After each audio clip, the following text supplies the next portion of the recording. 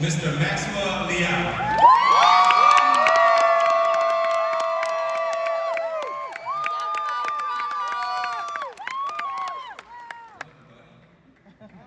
is everybody's favorite part of graduation, right? The speeches.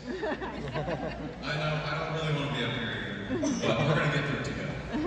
I'll start the script now. Hello, and congratulations to the Real High School class of 2026. My name is Maxwell, and I'm honored to be standing here as your class valedictorian.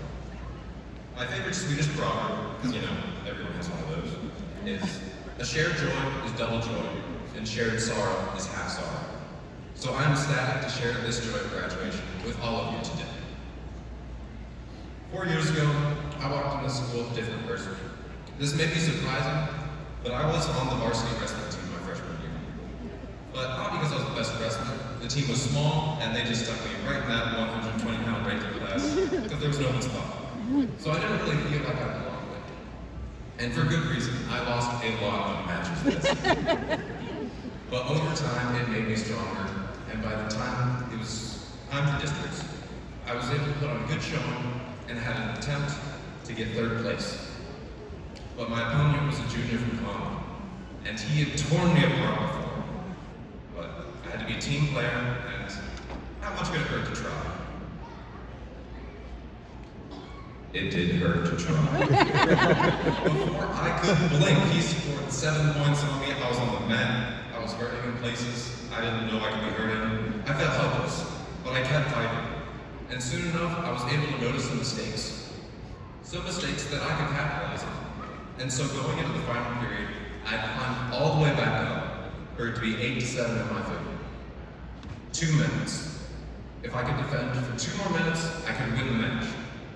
So over the next 120 seconds, all of my muscles began screaming, my mouth and throat became dry, my skin drenched with sweat.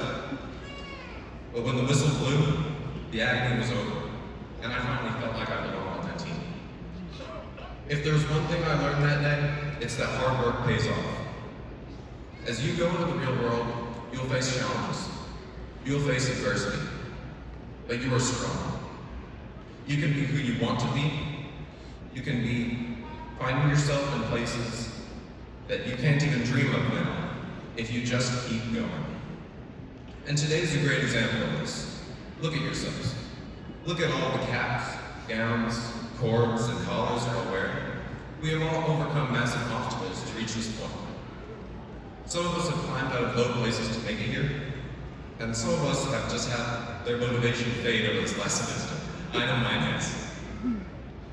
And many other graduating classes have said this, but we made it through the COVID-19 pandemic in a crucial time during our lives in 6th, 7th grade. I'm so sorry.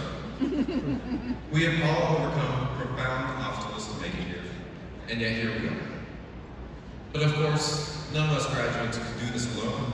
I need to give a huge thank you to all of the teachers, all of the parents, the PFISD staff, and all of our distinguished guests that made this day possible. Specifically, I would like to shout out my parents, and most importantly, making my food. I want to thank Angie Culp and Laura Moe for actually getting invited this time. Miss Matthews, who I put through levels of tomfoolery I'm not going to recite on this stage.